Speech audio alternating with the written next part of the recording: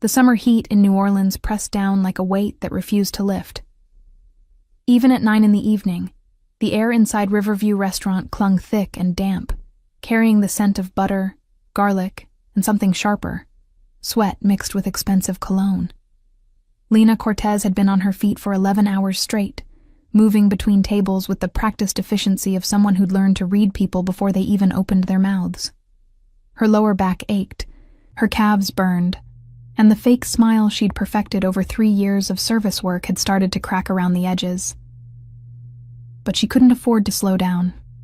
Not tonight. Not when tips determined whether she'd make rent or spend another week dodging her landlord's calls. The dining room hummed with the usual Friday night chaos. Businessmen loosening ties after closing deals, tourists snapping photos of their shrimp etouffee, couples leaning across candlelit tables pretending they still had something to say to each other. Lena navigated it all with mechanical precision, her tray balanced perfectly, her responses timed to the second. She'd become invisible in the way all good servers learn to be, present enough to anticipate needs, absent enough not to intrude on private moments. That's why she noticed him immediately.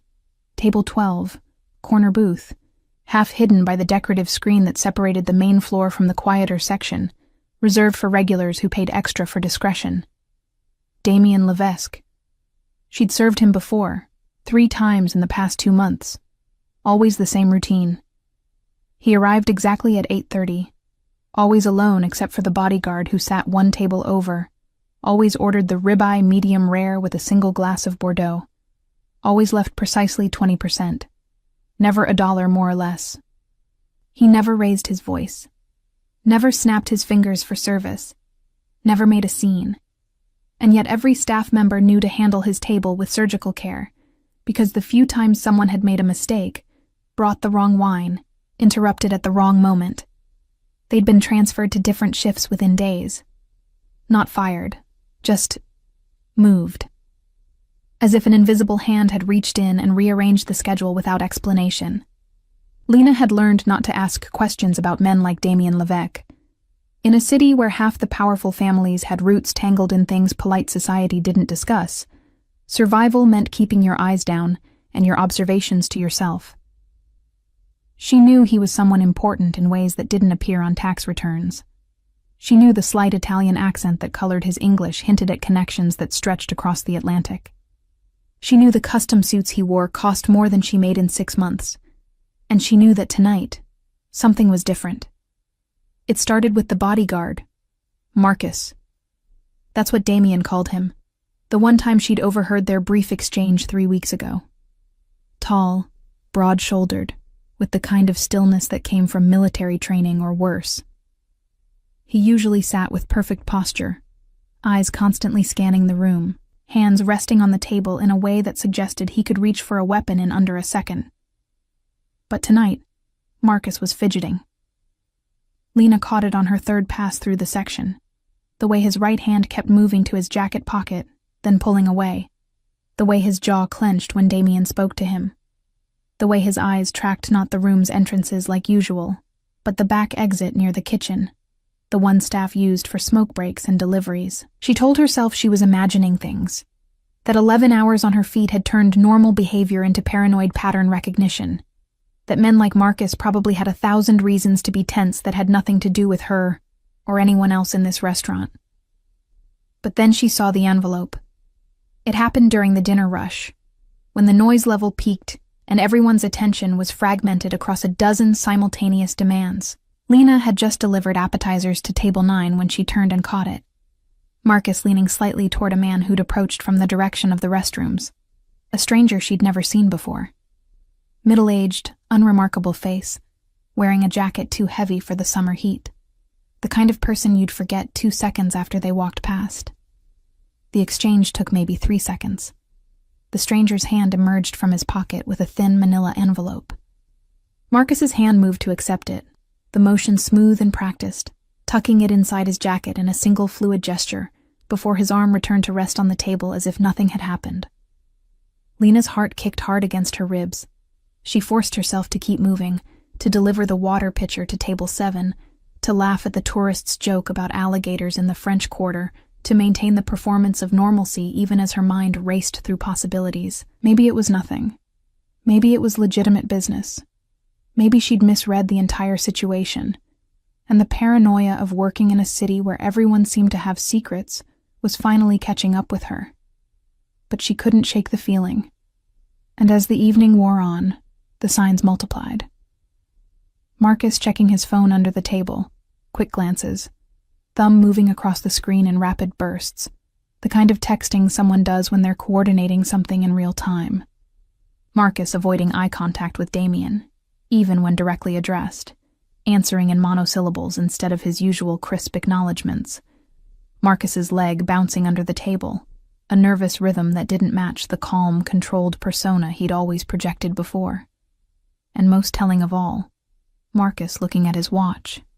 Not once, not twice, but 6 times in the span of 20 minutes, each glance lasting just long enough to track the movement of time with the focus of someone counting down to a deadline.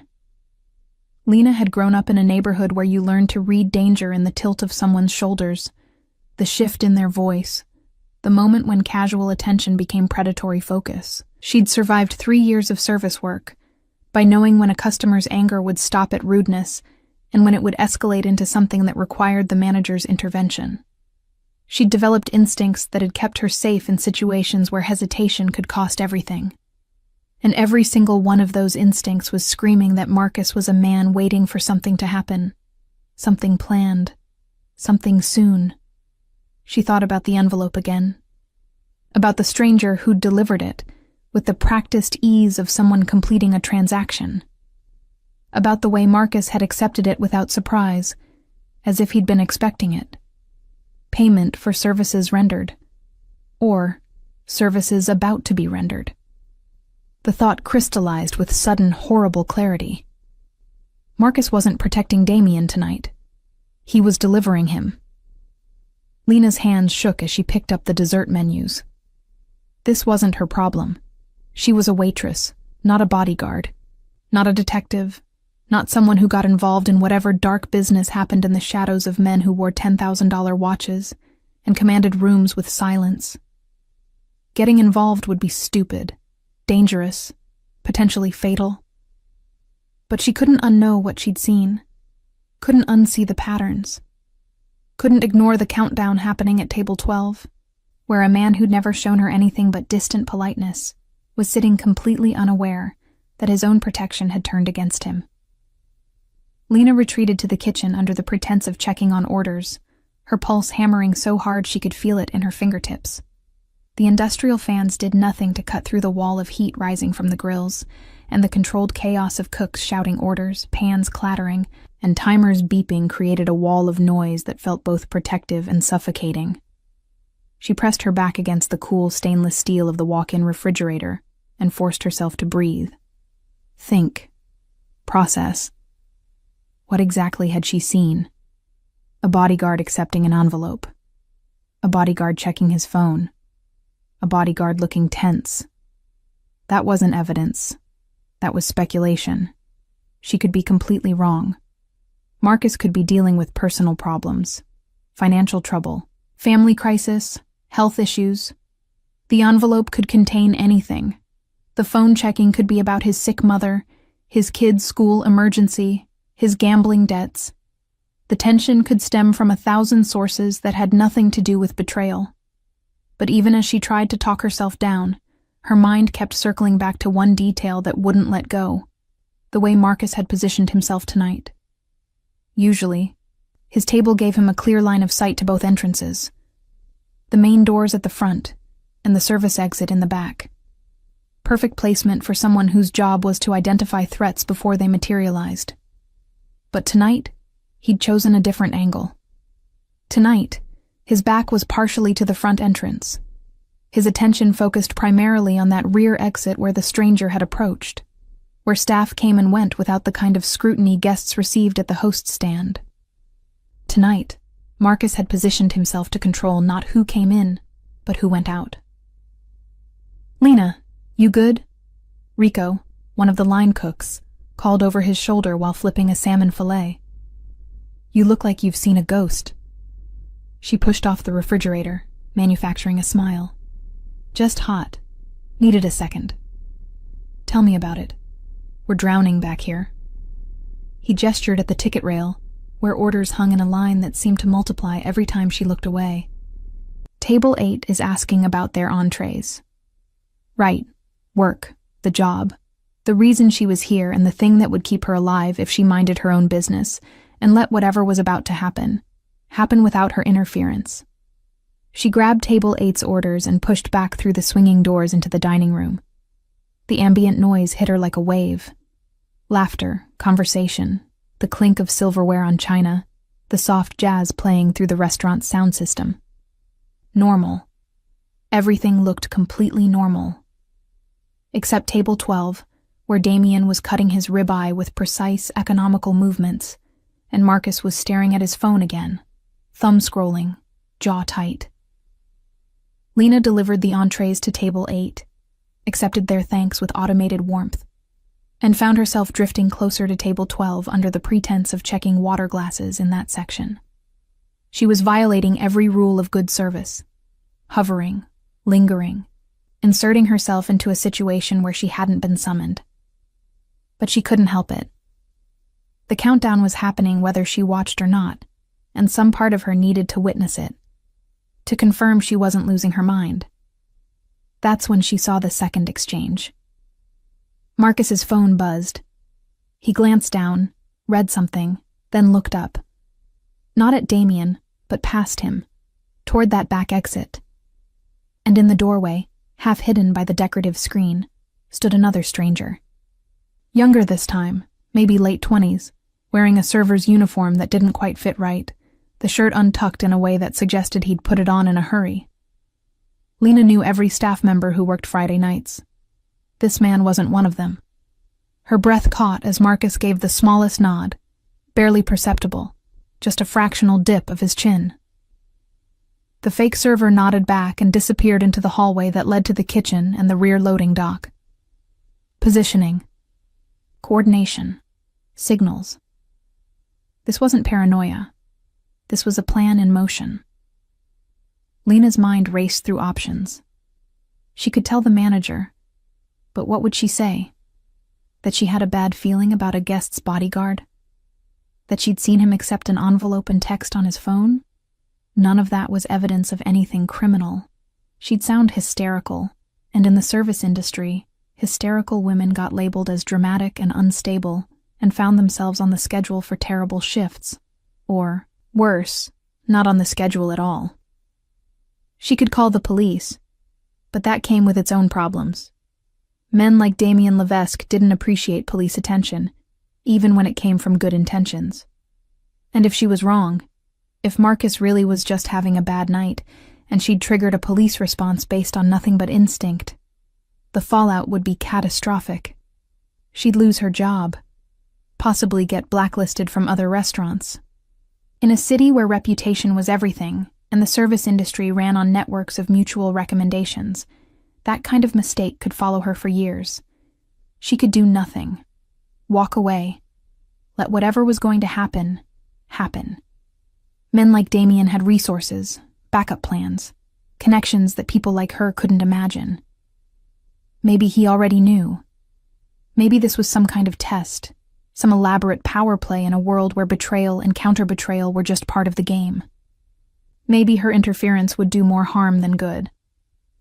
But as she watched Marcus check his watch again, the 7th time, she knew she couldn't walk away.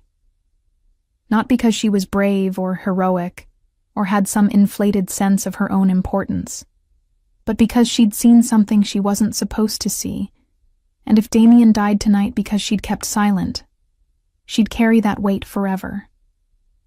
The decision crystallized with sudden clarity. She couldn't warn him directly. Marcus would see, would know immediately that something had gone wrong. She couldn't make a scene without triggering whatever response Marcus and his accomplices had prepared for interference. She had one chance, one moment, one small window to slip information across the gap between her world and Damien's. She needed to write it down. Lena grabbed her order pad and pen, retreating to the service station where servers kept supplies and did their quiet calculations between tables. Her hand shook as she pressed pen to paper, trying to find words that would convey urgency without sounding insane, that would communicate danger without getting dismissed as the ravings of an overwrought waitress. Her first attempt was too long, too detailed, too easy to dismiss. She tore the page off, crumpled it, started again. The second attempt was too vague, too cryptic, too likely to be ignored as a prank or mistake. The third attempt hit the mark. Your bodyguard made a deal. You're the payment. Don't use the front exit. Simple, direct, specific enough to be actionable, vague enough not to reveal how much she'd actually seen. If she was wrong, he'd think she was crazy and forget about it. If she was right, those 20 words might save his life. She folded the note small, tucking it into her palm, and took a breath that did nothing to steady her racing heart. The dining room seemed to have grown quieter, or maybe she was just hyper-aware of every sound, every movement, every potential threat. She could see Marcus from here, still at his table, still checking his phone, still tracking time with the focus of someone waiting for a signal. Now or never. Lena picked up the leather check presenter from the service station and approached table 12 with the carefully neutral expression of someone performing a routine task she'd done 1,000 times before. Damien looked up as she approached, his dark eyes registering her presence with the kind of attention that suggested he remembered her from previous visits. He had that quality some people possessed, the ability to make you feel like the only person in the room, even when his focus lasted only seconds. It wasn't warmth, exactly. More like the intensity of someone who'd learned that missing details could be fatal. "Just checking if you'd like dessert this evening, Mr. Levesque," Lena said, her voice steady despite the adrenaline screaming through her veins. "Or I can bring your check whenever you're ready." The check would be fine. His accent gave the words a musical quality that didn't match the hardness in his eyes. "Thank you." She set the leather presenter on the table, her hand positioning it so the edge touched his water glass. A normal placement, nothing unusual about it. Except that folded inside, beneath the printed receipt, was the note that could either save his life or destroy hers.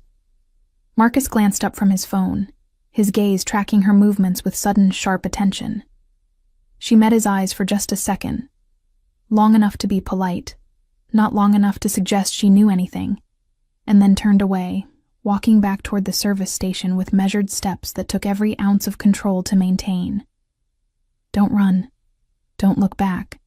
Don't give anything away. She made it 3 steps before her legs started to shake. 5 steps before she had to grip the edge of a chair to steady herself. 7 steps before she reached the relative safety of the service station and pressed her forehead against the cool metal of the coffee machine, willing her heart to slow down. What had she just done? Behind her, she heard the subtle sound of leather sliding against wood. Damien opening the check presenter. Her entire body tensed, waiting for the reaction. Would he laugh? Call her over? Ignore it completely? Show it to Marcus? The seconds stretched into something liquid and endless, time moving at a pace that felt divorced from reality. The restaurant continued its normal rhythms around her. Orders being taken, food being delivered, couples arguing quietly over who would pay the bill. But Lena existed in a bubble of suspended animation.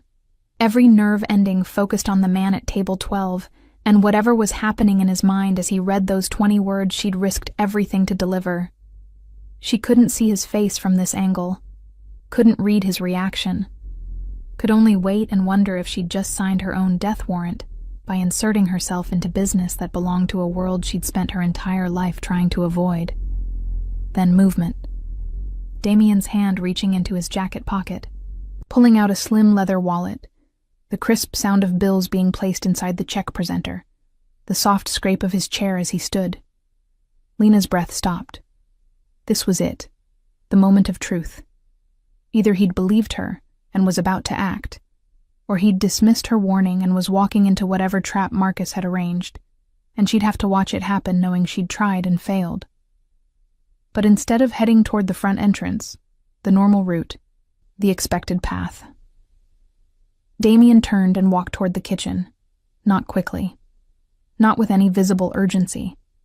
Just a calm, purposeful stride that suggested he'd made a simple decision about using the restroom, or speaking with the manager, or any of a dozen normal reasons a guest might head toward the back of the restaurant. Except Lena saw the micro-expression that crossed Marcus's face when Damien changed direction. Surprise, then confusion, then something that looked like the beginning of panic. Marcus stood abruptly, his chair scraping loud enough to draw attention from nearby tables. "Mr. Levesque," he called, his voice carrying a note of strain that broke through his usually perfect composure. "Sir, the restroom is—" But Damien didn't stop, didn't acknowledge him. Just kept walking with that same unhurried pace, disappearing through the swinging doors that led to the kitchen. And then everything happened at once. Marcus was moving toward the kitchen doors when his phone buzzed. He glanced down, read something, and his expression shifted from panic to something harder. He changed course, heading instead for the back exit, not running, but moving with clear purpose, one hand inside his jacket where Lena knew he kept his weapon. The fake server she'd spotted earlier emerged from the hallway, also heading for the exit. His hand pressed to an earpiece she could now see wasn't part of any restaurant-issued equipment. The dining room, oblivious to the currents of violence flowing beneath the surface of normal Friday evening service, continued its pleasant buzz of conversation and laughter. People eating expensive meals, celebrating anniversaries, making business deals, completely unaware that somewhere in the spaces between their tables, a betrayal years in the making was collapsing in real time. Lena stood frozen at the service station, her hands gripping the counter so hard her knuckles had gone white. Every instinct screamed at her to run, to hide, to distance herself from whatever was about to explode. But her feet wouldn't move.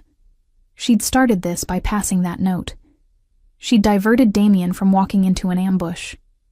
And now she needed to see how it ended. Needed to know if her intervention had saved him or just delayed the inevitable. The kitchen doors swung open again, and Rico emerged carrying a tray of desserts, completely unbothered. "Hey, Lena, Table 6 wants to see you about. Are you okay? You look like you're gonna pass out." She tried to respond, but her throat had closed around the words. Instead, she just shook her head, her eyes still tracking the back exit where Marcus and the fake server had disappeared. "Seriously, you need to sit down." Rico set the tray on the service station and gripped her elbow, his touch bringing her back into her body, into the present moment. "When's the last time you ate something? You're white as a sheet." "I'm fine," she managed, her voice coming out hoarse. "Just need a minute. Take 5 in the office. I'll cover your section." She wanted to argue, wanted to stay and watch for whatever came next, but Rico was already guiding her toward the back hallway, past the kitchen, toward the small manager's office where staff went to cry or quit or hide when the pressure of public-facing service became too much. They passed the open door to the loading dock, and Lena caught a glimpse of the alley beyond. Dark, except for the single security light that cast everything in harsh shadows. Empty. No sign of Marcus or the fake server or anyone else who might have been waiting there. No sign of Damien either. Rico deposited her in the manager's office with instructions to drink water and breathe, then disappeared back toward the dining room. Lena sank into the battered desk chair and stared at the wall calendar without seeing it, her mind replaying the last 10 minutes on a loop, searching for clues about what happened after Damien walked through those kitchen doors. Had he slipped out through the loading dock? Did he have backup she hadn't seen? Was he already dead in some alley, her warning arriving too late to change anything? Or had he known all along?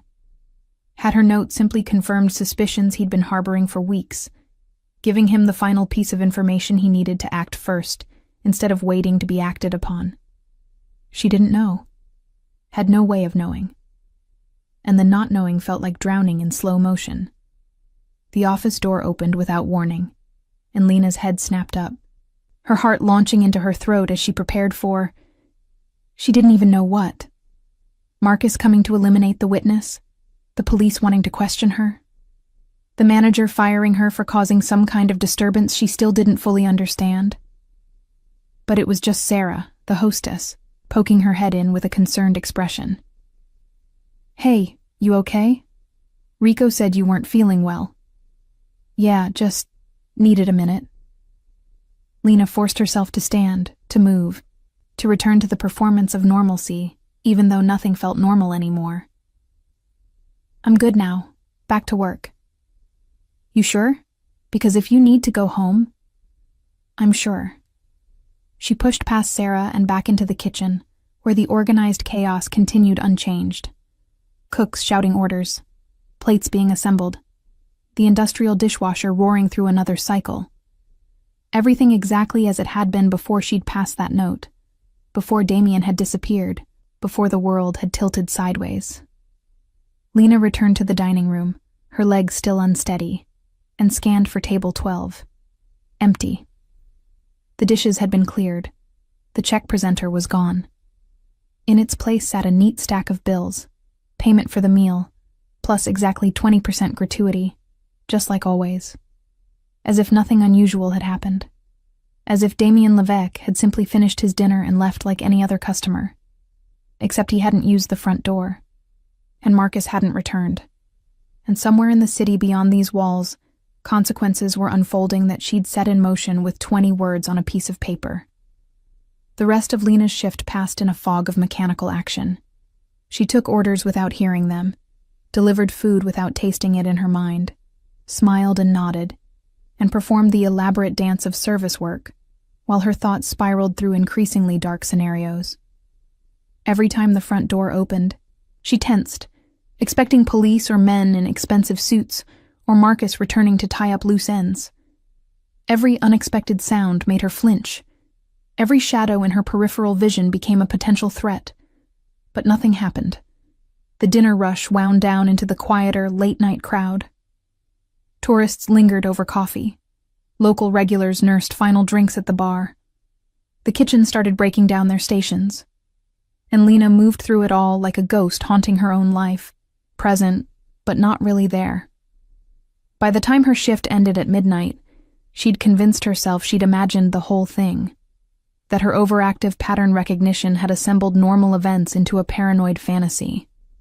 That tomorrow she'd wake up and laugh at herself for writing that melodramatic note and sneaking it onto a customer's table like she was living in some kind of thriller novel instead of just surviving another Friday night in the service industry. She changed out of her work clothes in the tiny employee bathroom, stuffing her sweat-damp shirt into her bag and pulling on the oversized cardigan she wore for the walk home. The restaurant had mostly emptied by now, just a few stragglers at the bar and the closing staff counting out their tills. She waved goodbye to Rico and Sarah, declined their offer to wait for her so they could walk out together, and pushed through the back exit into the humid New Orleans night. The alley behind Riverview looked different in the dark. Longer, narrower, full of shadows that the weak security light couldn't quite dispel. Dumpsters lined one wall, their lids closed but still emanating the sweet rot smell of garbage in summer heat. The buildings on either side rose high enough to block most of the ambient light from the street, creating a corridor of darkness that Lena had to walk through to reach the main road. She'd made this walk hundreds of times before without thinking twice. But tonight, every step felt weighted with possibility. Her ears strained for sounds that didn't belong. Footsteps behind her, breathing in the shadows, the scrape of metal on metal that might be a weapon being drawn.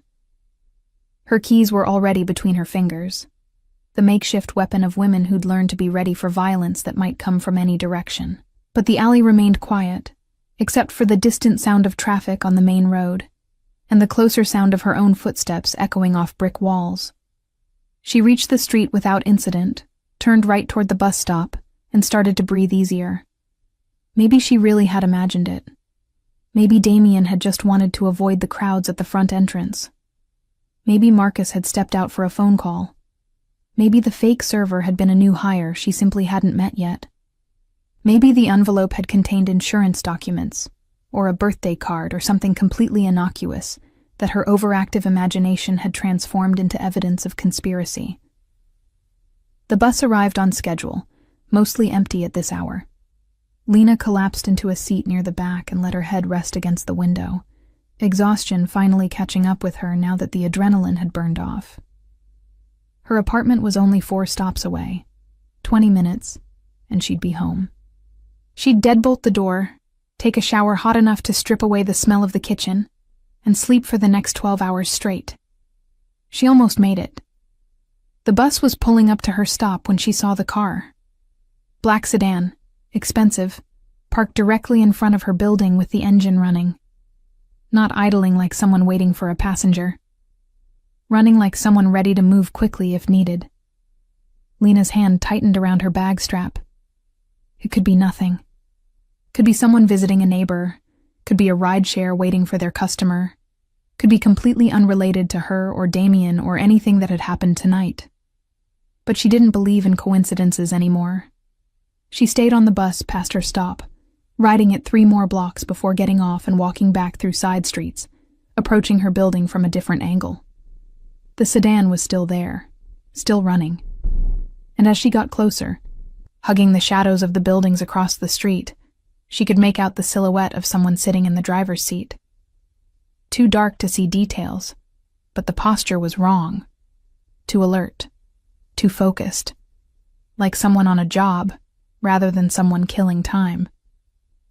Lena's apartment was on the 3rd floor of a building with no back entrance.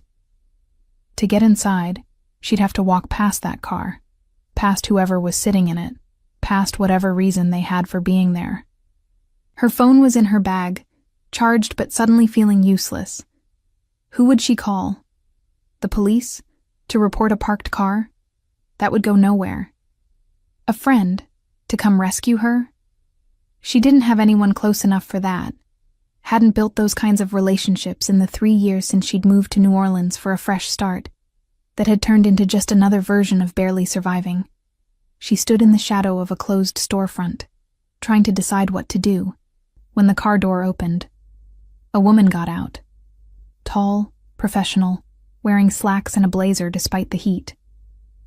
She walked directly to Lena's building entrance, pressed a button on the intercom system, waited.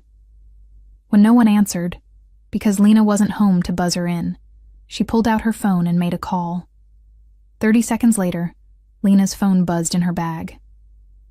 Unknown number, local area code. Her hand shook as she pulled it out and stared at the screen.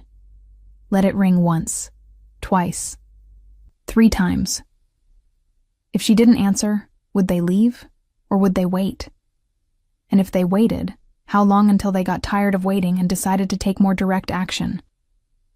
On the 4th ring, she answered. Hello? Miss Cortez. A woman's voice, calm and professional, like a lawyer or a very expensive personal assistant. My name is Victoria. I work for Mr. Levesque. He'd like to speak with you briefly if you have a moment. I'm parked outside your building. Lena's mouth went dry. I don't know what you're talking about. I don't know any Mr. Levesque. Yes, you do. You served him dinner tonight at Riverview. You also provided him with information that proved extremely valuable. A pause. He'd like to thank you personally.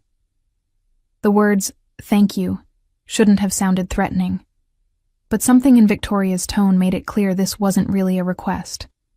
This was a summons dressed up in polite language, the kind of invitation that came with consequences if declined. I can't right now, Lena said, backing further into the shadows. I'm not home. You're standing in the doorway of Paolo's bakery, which is closed for the night. Victoria's voice remained pleasant. You're wearing a gray cardigan over a white tank top. Your hair is pulled back in a ponytail. Should I continue? Fear shot through Lena's chest like electricity. They'd been watching her, following her, tracking her movements with enough precision to know exactly where she was, what she was wearing, how she'd tried to avoid them. What does he want? Her voice came out smaller than she intended. To talk. Nothing more. I promise you're not in danger, Miss Cortez. If Mr. Levesque wanted to harm you, we wouldn't be having this conversation. Another pause. He simply wants to meet the person who saved his life. Is that so unreasonable? Lena's mind raced through options. Run. But where? They clearly had resources to find her. Hide. But for how long? Call the police and say what? That she'd gotten involved in something she didn't understand and now couldn't get out? If I agree to meet him, she said slowly, will you leave me alone after? That depends on what's discussed, but I can guarantee your safety during the meeting and transport both ways. You have my word. The word of a stranger working for a man she'd served dinner to 3 times. Not exactly reassuring. But what choice did she have? Okay, Lena heard herself say. But somewhere public. Not his house or office or wherever. Of course. There's a coffee shop on Magazine Street, La Petite Rose. Do you know it? She did. Open 24 hours.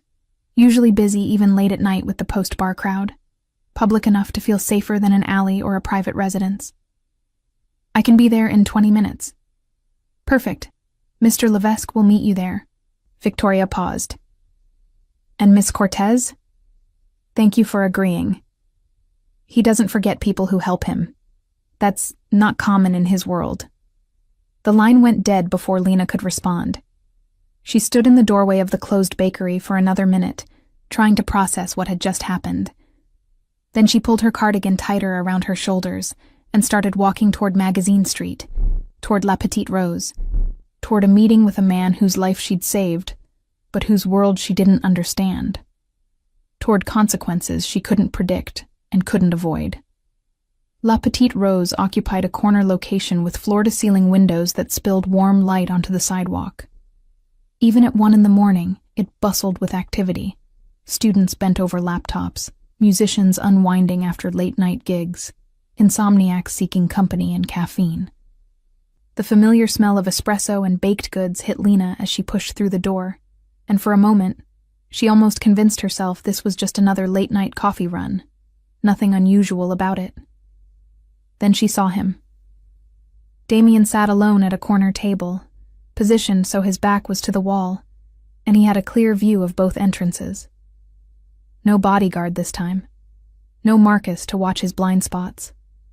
Just him, wearing a simple black shirt and slacks, looking like any other customer except for the way he held himself. That particular stillness that suggested coiled violence barely restrained.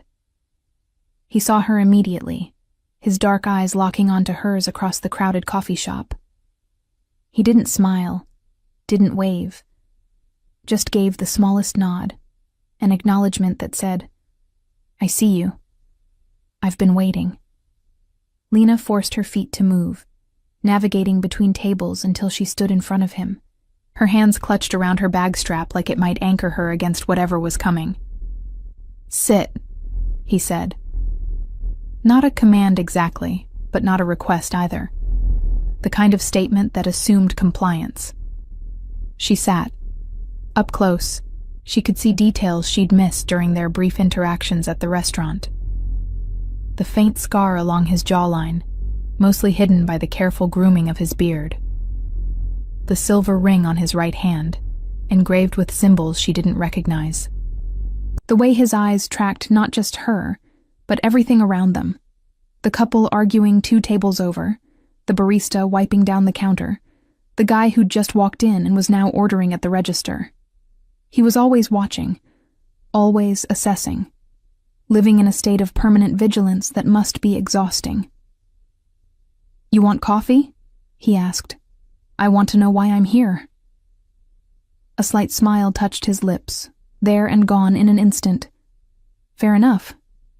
You're here because you did something tonight that very few people would have the courage, or the stupidity, to do. He leaned forward slightly. You warned me. Why? Lena's mouth felt dry despite the humid air. I saw something that didn't feel right. I thought you should know. What exactly did you see? She hesitated, unsure how much to reveal, how much he already knew. Your bodyguard, Marcus. He was acting strange all night, nervous, checking his phone constantly, looking at his watch like he was tracking time. And I saw him accept an envelope from someone I didn't recognize. Then later, I I saw him signal to a guy wearing a server uniform that didn't fit right. She paused. It looked like they were coordinating something, and you were the target. Damien listened without interruption, his expression neutral, giving nothing away. When she finished, he was quiet for a long moment, his fingers drumming once against the table, a brief release of some internal energy.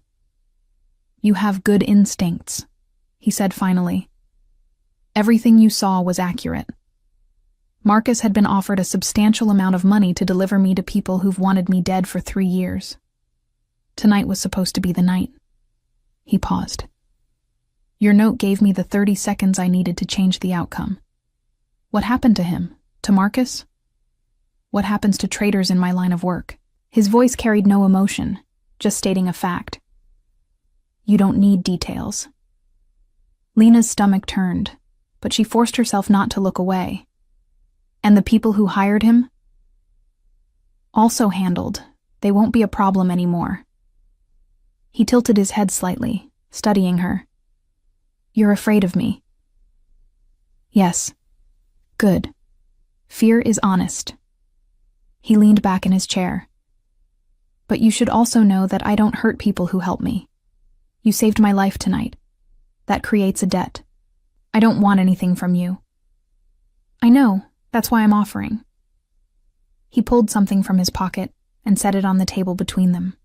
A small black box, the kind that might hold jewelry. "Open it." Lena stared at the box like it might contain a bomb. "What is it?" "Open it and see." Her hands shook as she picked it up and lifted the lid. Inside, nestled in black velvet, was a pendant, heavy metal, intricately carved with a symbol that looked like a stylized crown merged with a wolf's head. The craftsmanship was extraordinary, the kind of thing that cost more than she made in a year. "That mark represents protection," Damien said quietly. "Anyone in New Orleans who knows what it means will know you're under my protection. They'll leave you alone. More than that, if you ever need help, real help, you show that to the right people, and they'll move heaven and earth to give you whatever you need." "I can't accept this." "You already did, the moment you passed me that note." His voice was gentle but immovable. "You inserted yourself into my world, Lena. You don't get to pretend you didn't. But since you did it to save me rather than hurt me, I'm making sure you're protected from the consequences." She closed the box, her fingers trembling. "What consequences?" "People will know you warned me. Word travels in certain circles. Some might see you as an asset, others as a threat. The pendant ensures everyone knows which one you are." He paused. "You're protected. That's not negotiable." The weight of it settled over her like a physical thing. The knowledge that her life had changed irrevocably, that she'd crossed a line she could never uncross. She'd meant to save one man's life. She hadn't considered what it would cost her to do it. "Why?" she asked, her voice barely above a whisper. "Why does it matter so much? You don't know me. I'm nobody. You're somebody who saw something wrong and did something about it, even though it was dangerous. Even though you had nothing to gain. That's not nobody." His eyes held hers with an intensity that made it hard to breathe. "People in my world don't operate that way. They calculate. They leverage. They turn every action into a transaction. You didn't. You just acted because you thought it was right." He paused. "That's rare. Worth protecting." Lena looked down at the box in her hands, at the pendant that represented a protection she'd never asked for and couldn't refuse. "What happens now?" "Now you go home. You wear the pendant or don't. Your choice, though I recommend you do. You go back to your life. Nothing changes unless you need it to." He stood smoothing his shirt. "But you should know. I don't forget debts. If you ever need anything, you have a way to reach me now." "How?" He pulled a card from his wallet and set it on the table. Plain white, no logo, just a phone number embossed in black. "That's a direct line. It's always answered. You call, someone will find me." She picked up the card, studying the number like it might reveal secrets. "And if I never call?" "Then you never call, but you'll still be protected. That doesn't expire." He started to walk away, then paused and turned back. "One more thing. The restaurant. You should know that I own Riverview. I have for 5 years. The management company is just a front." Lena's head snapped up. "What?" "I'm telling you because you should know who you're working for. If that changes anything, if you want to leave, there will be no consequences. Full recommendation, severance pay, whatever you need." He held her gaze. "But if you stay with full knowledge. I don't like secrets. Not with people who've earned honesty." The revelation hit her like a physical blow. She'd worked at Riverview for 3 years, never knowing who actually signed her paychecks, never knowing the quiet customer at table 12 was the man who owned the whole operation. "Why tell me?" "Because you passed me a note that saved my life. I think you've earned transparency." A slight smile. "And because I think you'll stay. You're tougher than you look." He walked out of the coffee shop without looking back, leaving Lena sitting alone with a pendant, worth more than she'd make in a decade, and a phone number that connected her to a world she'd spent her whole life trying to avoid. She stayed there for another hour, drinking coffee she didn't taste, trying to process what had happened, trying to understand how a single moment of instinct, seeing something wrong and choosing to act, had tangled her life with someone who operated by rules she didn't understand. Eventually, she walked home. The black sedan was gone from outside her building. The street looked normal, quiet, empty except for the occasional car passing through. She climbed the 3 flights to her apartment, deadbolted the door behind her, and sat on her worn couch staring at the black box sitting on her coffee table. The pendant glinted in the dim light from her kitchen, beautiful and dangerous and impossible to ignore. After a long time, she opened the box and lifted out the pendant. The metal was cold against her palm, heavier than she'd expected. She studied the intricate carving. The crown merged with the wolf, power and predator combined into a single symbol. Then, she clasped it around her neck. 3 weeks passed before Lena saw Damien again, though his presence haunted her days in more subtle ways. The pendant stayed around her neck, hidden beneath her shirt during work shifts, an invisible weight that reminded her with every movement that her life had changed in ways she was still trying to understand. At first, nothing seemed different.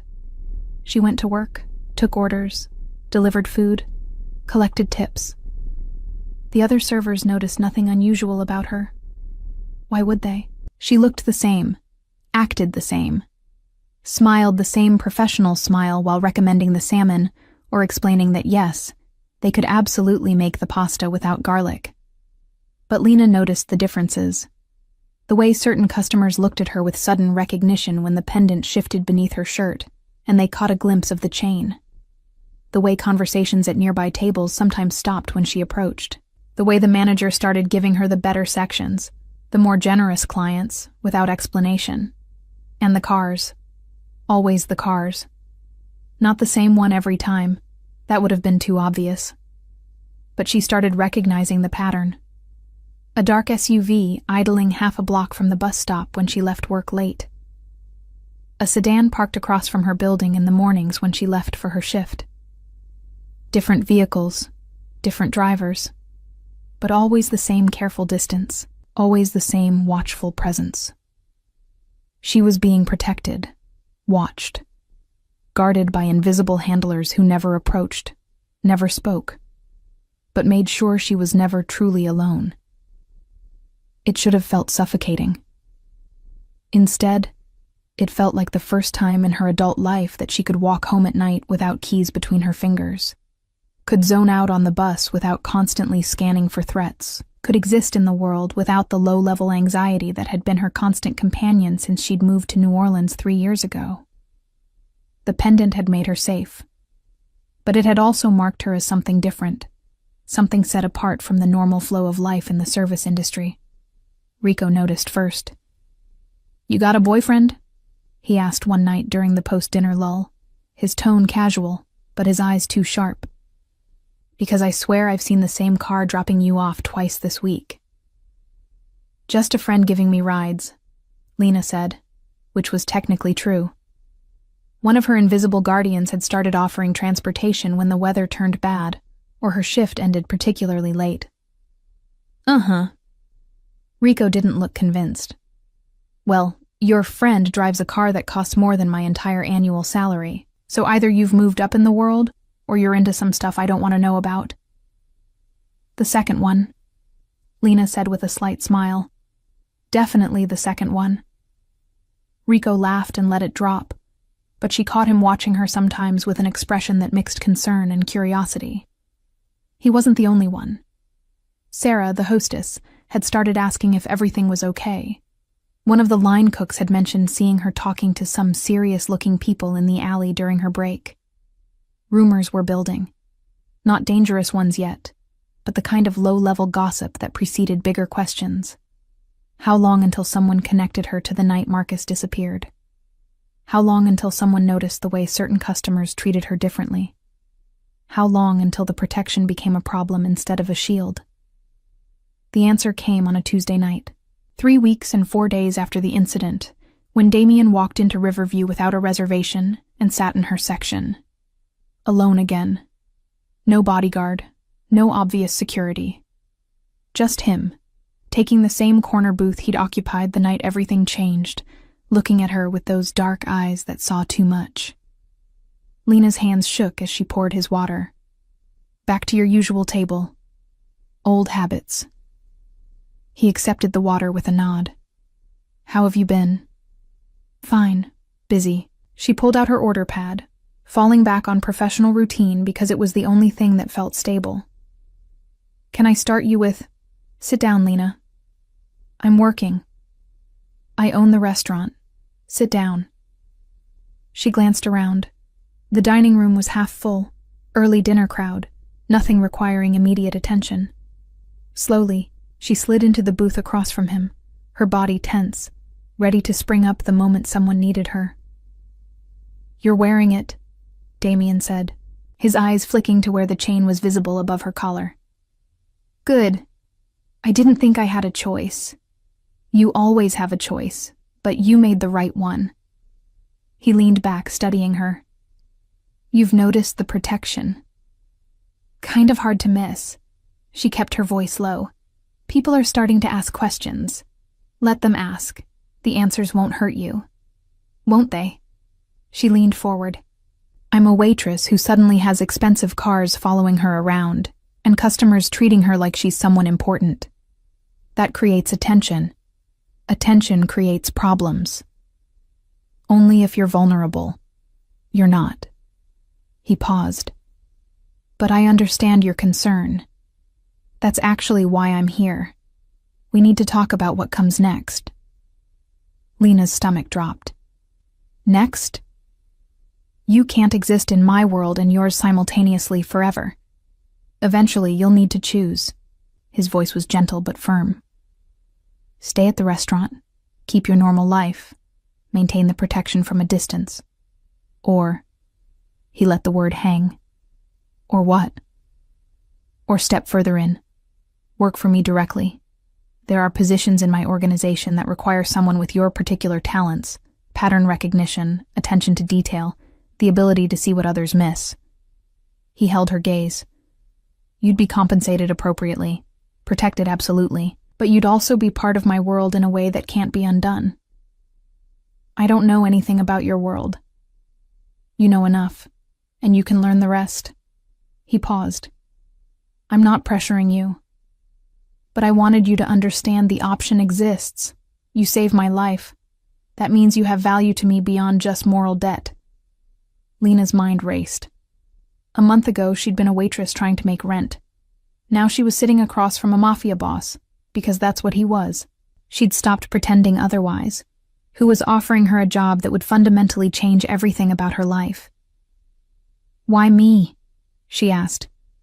"You have hundreds of people who work for you. Why offer this to someone who knows nothing?" "Because people who know nothing haven't been corrupted yet. Because you did the right thing without calculating the benefit.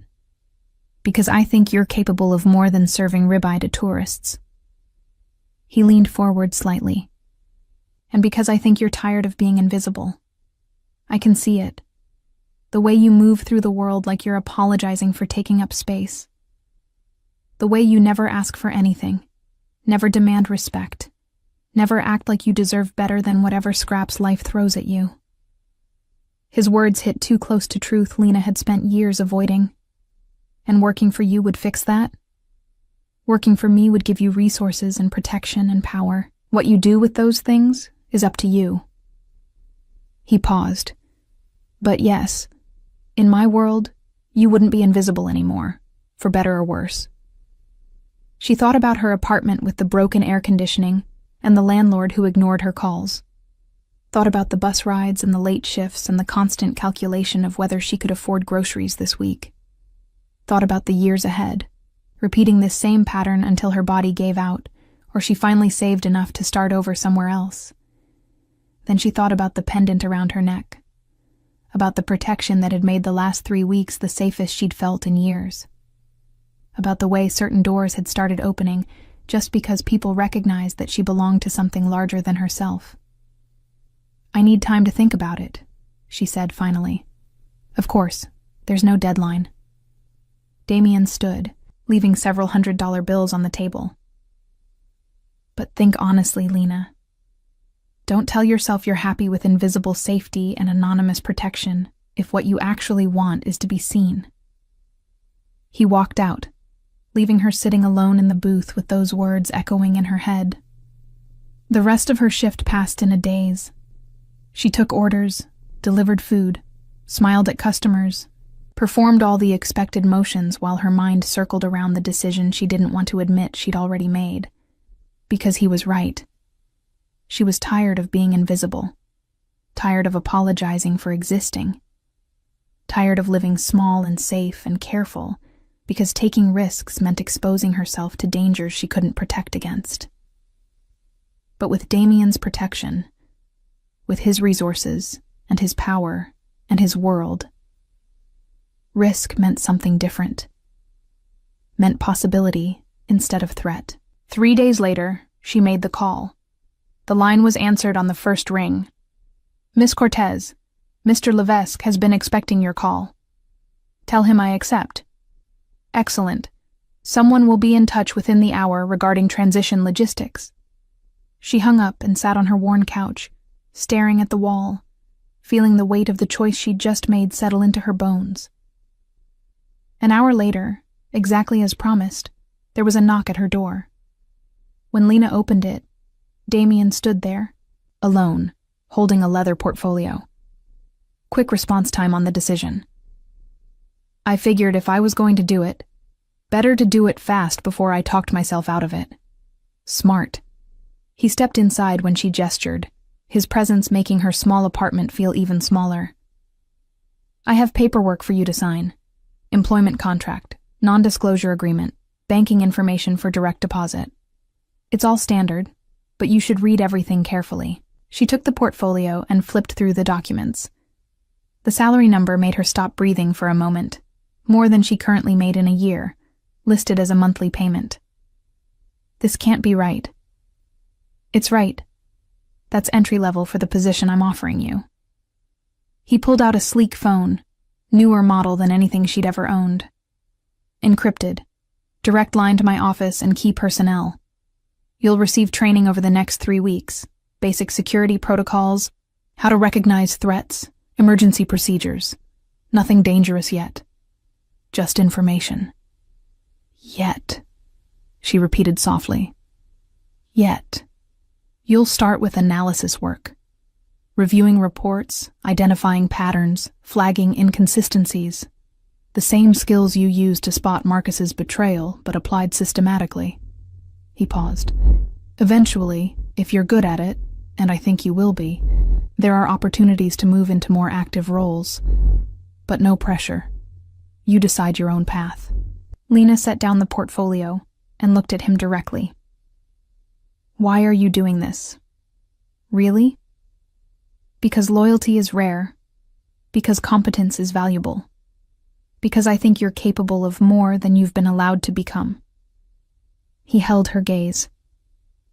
And because the night you passed me that note, you proved you could make the hard choice when it mattered.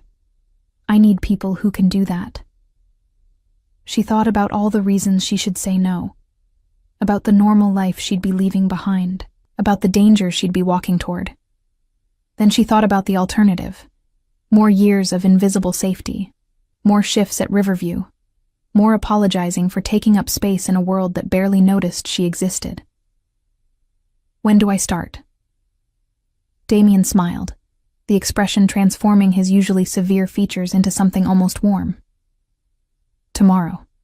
But tonight we celebrate your last shift as a waitress. He gestured toward the door. There's a car waiting. I'm taking you to dinner, somewhere you won't have to serve anyone. Lena grabbed her jacket, her heart pounding with something that felt like fear and anticipation, and the dangerous thrill of stepping off a cliff into empty air.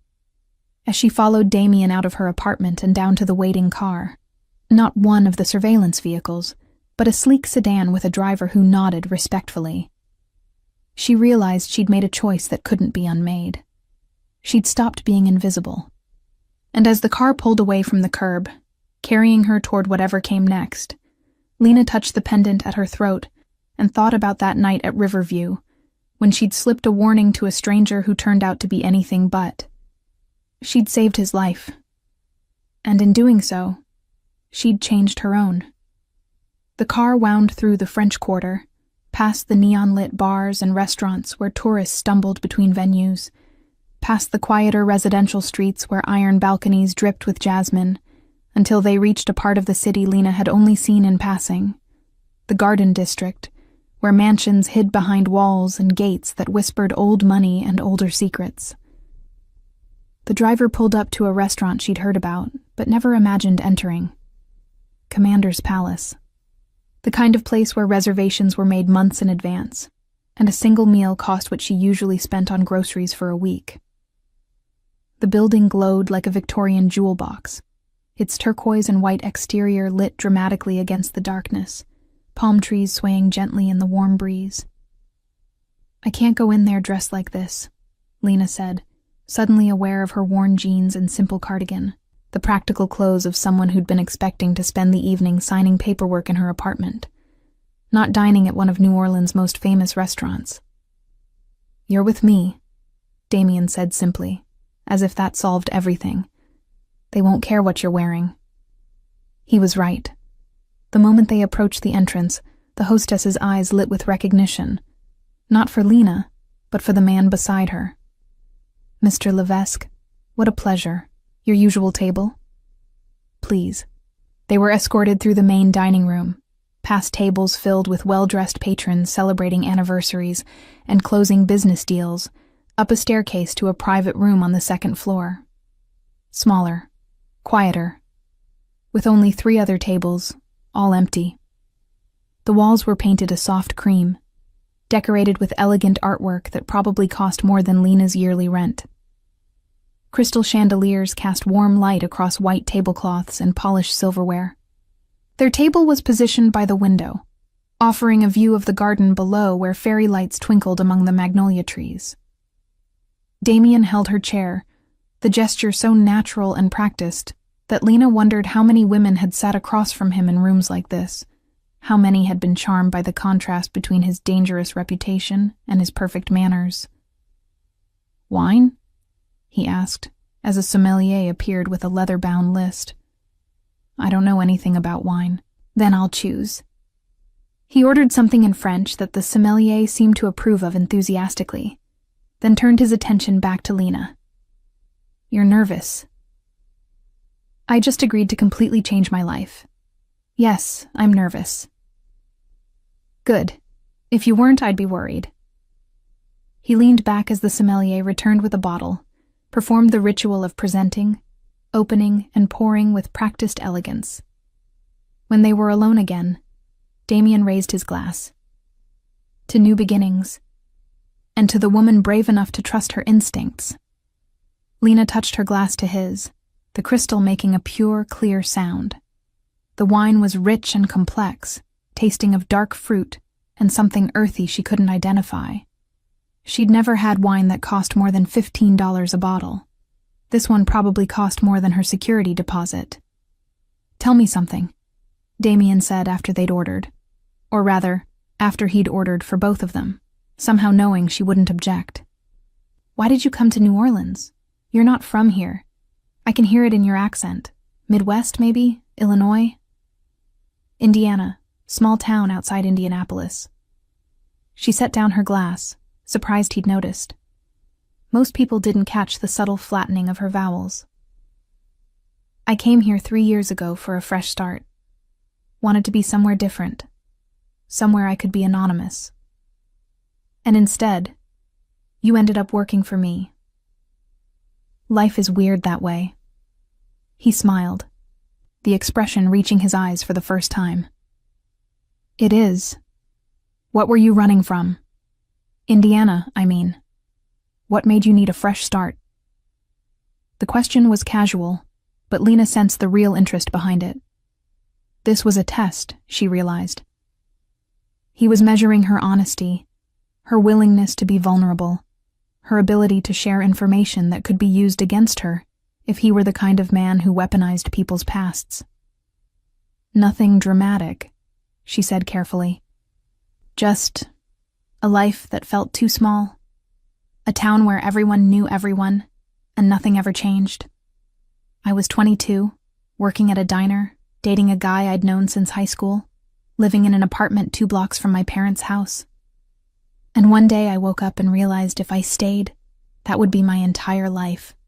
Same town, same job, same everything. So I got in my car with 2 suitcases and drove until I hit a city that felt big enough to get lost in. And you chose New Orleans. I chose warmth. I was tired of Indiana winters. Figured if I was going to start over, might as well do it somewhere I wouldn't freeze half the year." She paused. "Turns out the heat here is its own kind of punishment." Damien laughed, the sound surprising in its genuineness. "That it is, but you stayed. 3 years is long enough to leave if you weren't finding what you came for. I guess I got comfortable with being invisible.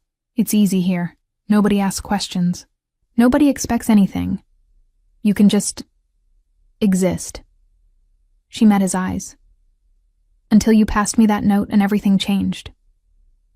"I didn't pass you a note. You passed me one. Same difference. The point is, I stopped being invisible the moment I made that choice."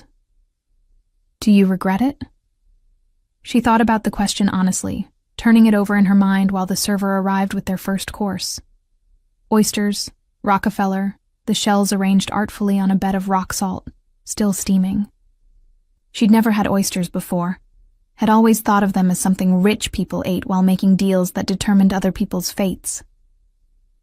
"No," she said finally, picking up the tiny fork with care. "I don't regret it. I'm terrified of what comes next, but I don't regret the choice." Terrified is honest. I respect that more than false bravado. Damien ate an oyster with practiced ease.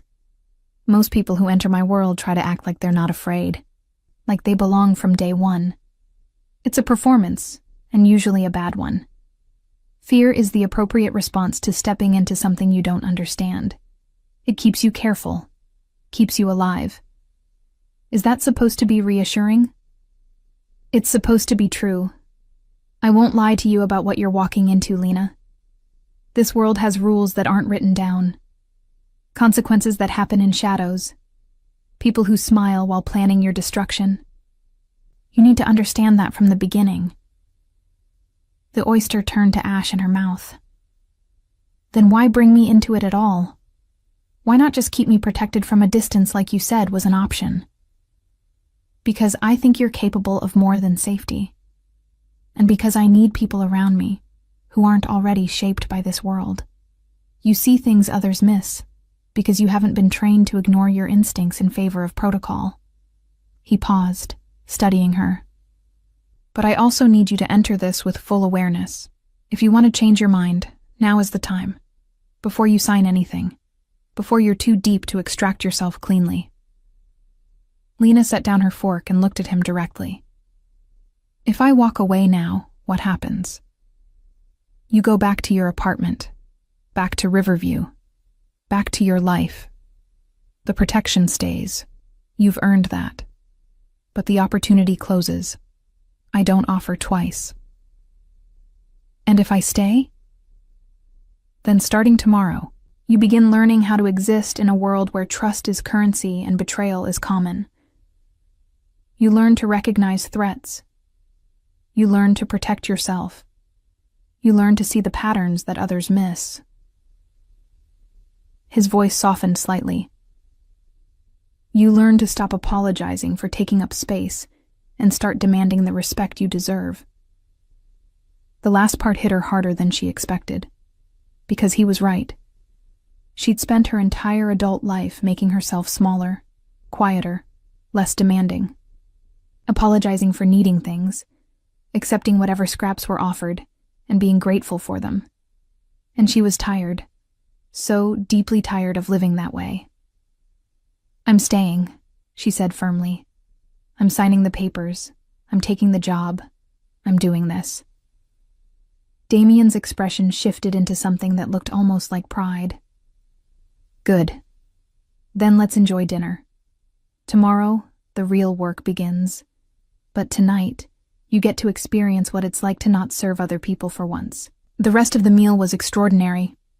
Course after course of food Lena had only read about in magazines. Turtle soup with sherry, Gulf fish with brown butter, quail with foie gras. Each dish was a revelation, flavors so complex and perfectly balanced that she understood for the first time why people paid hundreds of dollars for meals like this. It wasn't just food, it was art, experience. A demonstration of what became possible when resources met skill, met care. Between courses, they talked. Not about business or danger or the world she was entering, but about smaller things. Books they'd read, movies that had surprised them, the strange magic of New Orleans, the way the city felt alive in ways other places didn't. Damien told her about growing up in Sicily, about learning English from American movies, about the first time he'd tasted real Cajun food, and realized Louisiana had its own kind of dangerous magic. His guard dropped incrementally as the evening progressed, the severe mask he wore in public softening into something more human. And Lena found herself relaxing in a way she hadn't expected. This man, who commanded fear with his silence and had people killed for betrayal, was also someone who could quote Tennessee Williams and debate the merits of different hot sauce brands and laugh at his own mistakes. By the time dessert arrived, bread pudding souffle that rose impossibly high and melted on her tongue, Lena had stopped thinking of him as the mafioso from Table 12 and started seeing him as just Damien. Complicated, dangerous, but also unexpectedly kind in moments when kindness wasn't required. Thank you, she said as they lingered over coffee. For this. You didn't have to do any of it. I wanted to. You deserve to be celebrated for making a hard choice. And I wanted you to see what your new life can include.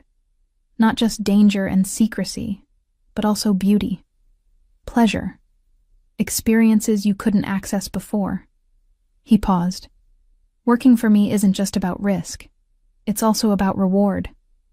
The car ride back to her apartment was quiet, both of them lost in thought. When they pulled up outside her building, Damien walked her to the door despite her protests. Tomorrow morning, 9 a.m., someone will pick you up, he said. Bring the signed paperwork, wear comfortable clothes. The first day is orientation and basic security training. I'll be ready. He turned to leave, then paused and looked back. Lena, you made the right choice tonight. Both times.